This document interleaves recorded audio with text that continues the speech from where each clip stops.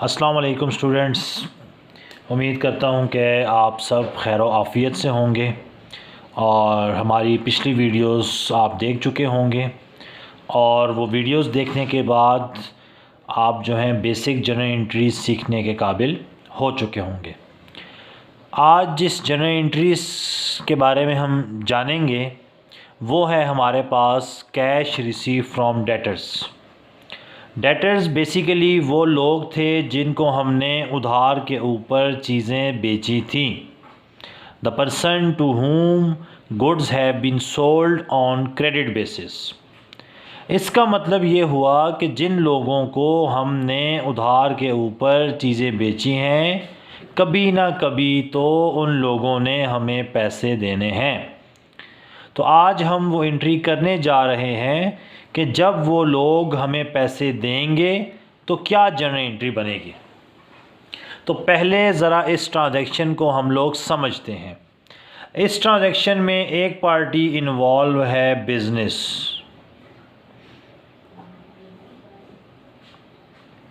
जिसने चीज़ें बेची थी डेटर्स को। सेकेंडली बिज़नेस को कैश रिसीव हो रही है किन से? डेटर्स से।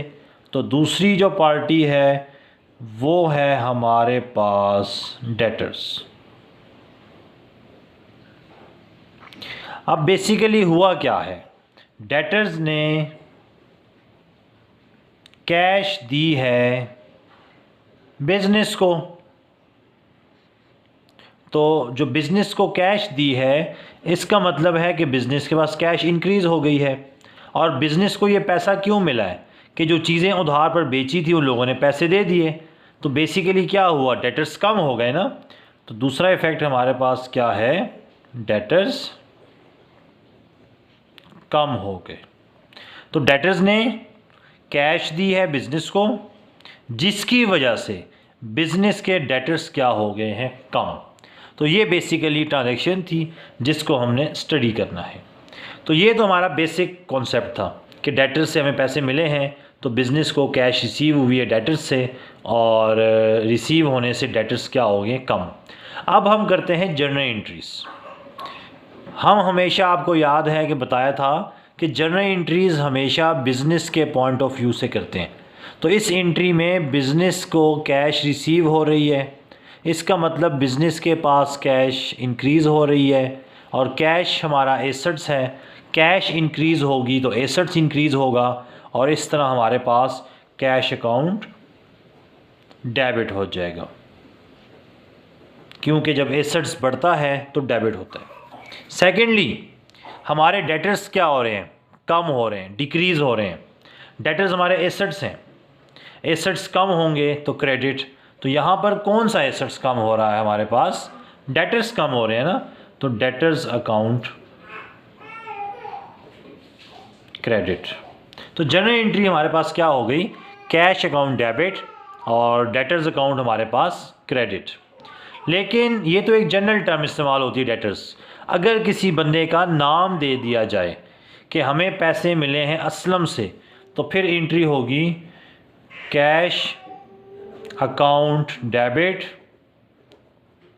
और असलम अकाउंट क्रेडिट। तो यहाँ पर कोई भी नाम आ सकता है, अकरम है, असलम है, अनवर है, कोई भी नाम आ सकता है।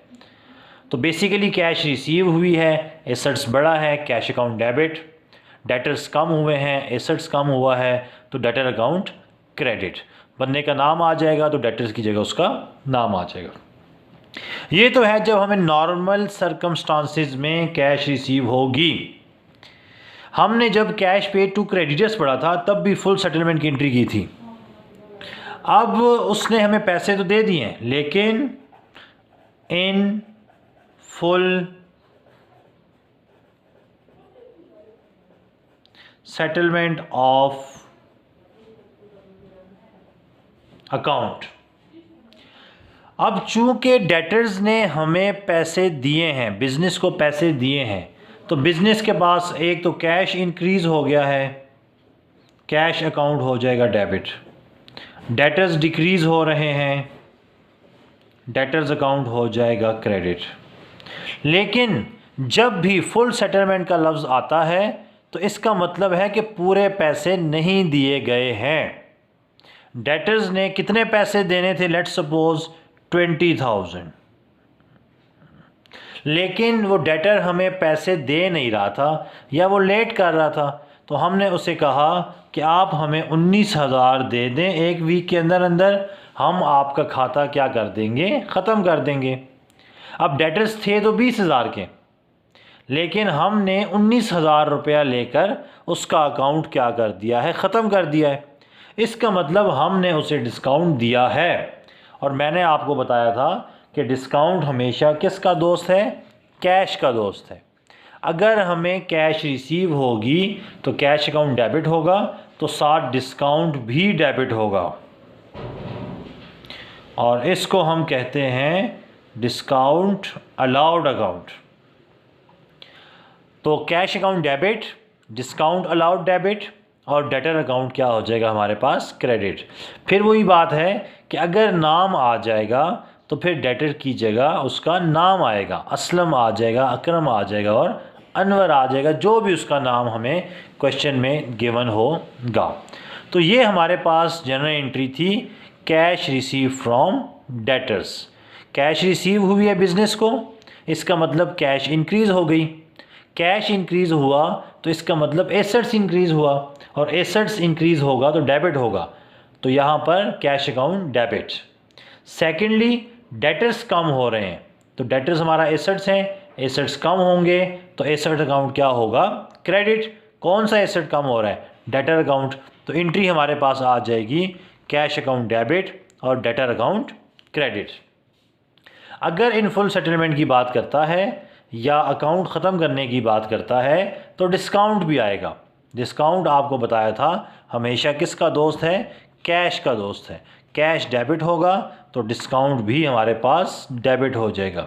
अगर कैश क्रेडिट होगा तो डिस्काउंट भी क्रेडिट होगा। लेकिन फ़िलहाल हमने बात की है डिस्काउंट अलाउ की, जो कि हमारा एक्सपेंस है, जो कि हमारा एक्सपेंस है, और एक्सपेंस इंक्रीज़ होगा तो वो क्या होगा, हमारा डेबिट होगा। इसलिए हमने डिस्काउंट अलाउ को डेबिट किया।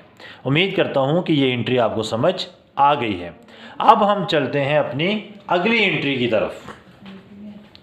अगली एंट्री हमारे पास है एक्सपेंसेस।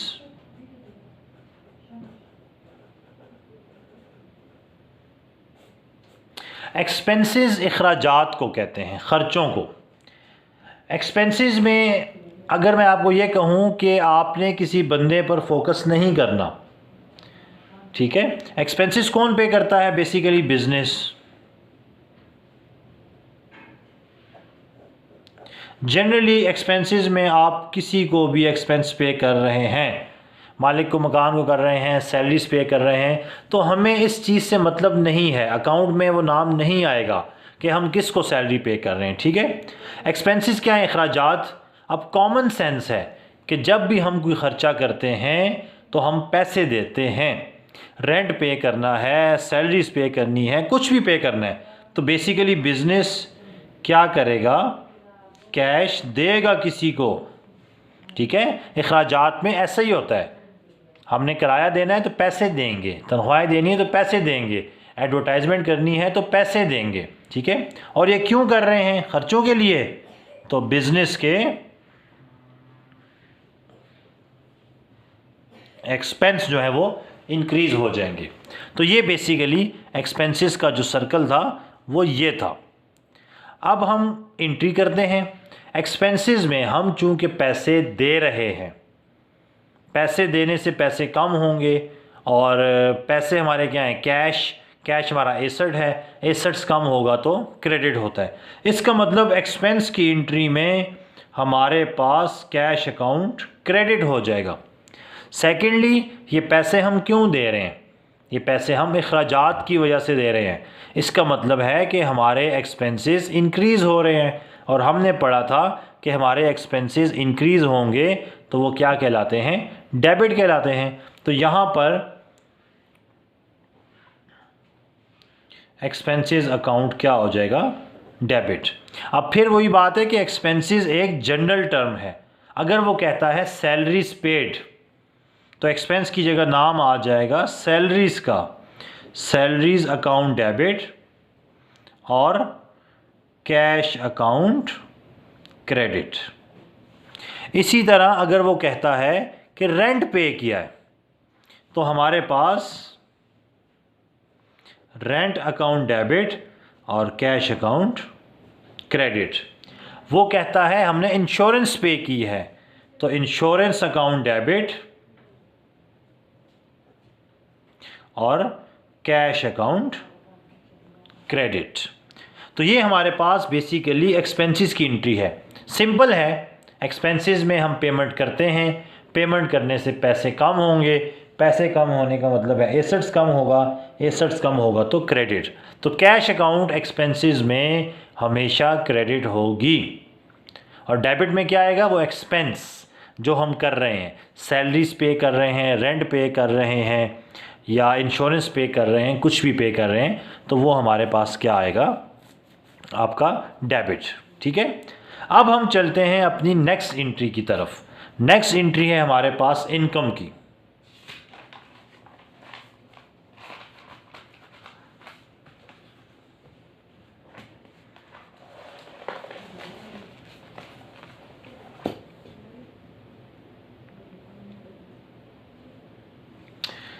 जी, नेक्स्ट इनकम है हमारे पास, एंट्री है हमारे पास इनकम। इनकम है आमदनी, और कॉमन सेंस है कि आमदनी में हमें कैश रिसीव होती है। तो इनकम में भी एक तो पार्टी इन्वॉल्व है बिजनेस, सेकेंडली कोई भी बंदा हो सकता है। इनकम में भी आपको किसी बंदे का नाम जानना ज़रूरी नहीं है। ठीक है, इनकम में क्या है? हमें कैश रिसीव हो रही है ना, तो हमारे पास कैश बढ़ जाएगा। और ये कैश क्यों मिल रही है हमें? इनकम की वजह से, तो हमारे पास इनकम भी बढ़ जाएगी। तो ये बेसिकली ट्रांजैक्शन थी इनकम की। बिजनेस को कैश रिसीव हो रही है, बिजनेस को कैश रिसीव हो रही है, इसका मतलब है बिजनेस के पास कैश इंक्रीज हो रही है।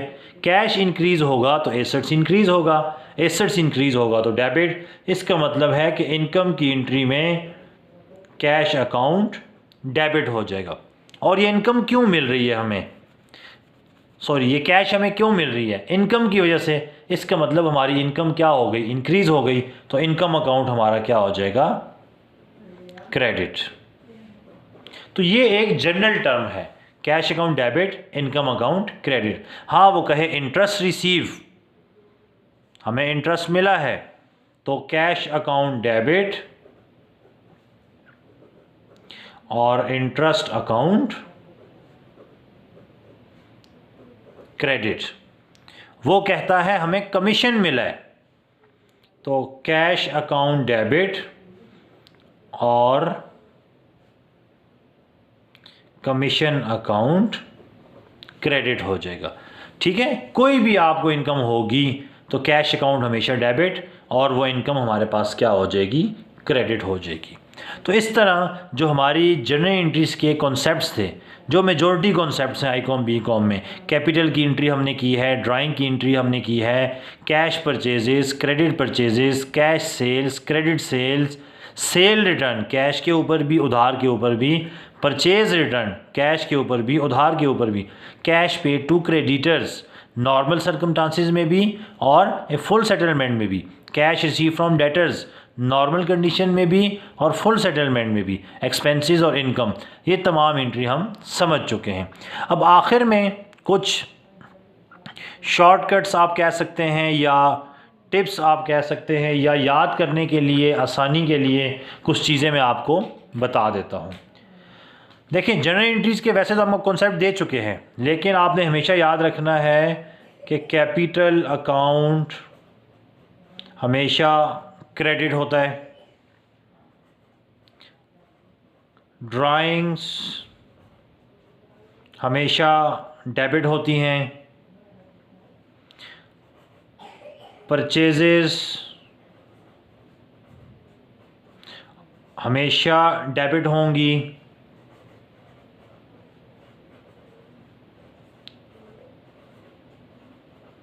परचेज रिटर्न नॉर्मली क्रेडिट होता है, सेल्स नॉर्मली क्रेडिट होती है, सेल रिटर्न डेबिट होती हैं, एक्सपेंसेस नॉर्मली डेबिट होते हैं, इनकम नॉर्मली क्रेडिट होती है। जब भी हमें कैश रिसीव्ड हो तो कैश अकाउंट डेबिट होता है, और अगर हम कैश पेड करेंगे तो कैश अकाउंट हमारे पास क्रेडिट होता है। तो ये कुछ शॉर्टकट्स थे या चीज़ें जो थी आपको याद होनी चाहिए, वो मैंने आपको बता दी हैं। अब इंशाअल्लाह ताला हम I Com part 1 Suhail Afzal chapter number 4 journal entries के क्वेश्चन स्टार्ट करेंगे अगले लेक्चर में। तो उनसे पहले मैं उम्मीद करता हूं कि आप ये सब वीडियोस देखकर आपको बेसिक कॉन्सेप्ट्स क्लियर हो जाएंगे, ताकि आपको अगले क्वेश्चन आराम से समझ आ सकें। आपका कोई भी प्रॉब्लम है, कोई भी क्वेश्चन है, आप वो हमें कमेंट्स में बता सकते हैं। इंशाल्लाह हम आपको उसका सलूशन प्रोवाइड करेंगे। उम्मीद करता हूँ कि आपको जनरल एंट्री समझ आ चुकी हैं और अब चैप्टर नंबर 4 के लिए आप रेडी हैं। तो अगले लेक्चर तक के लिए आपसे इजाज़त चाहते हैं। अल्लाह हाफिज़।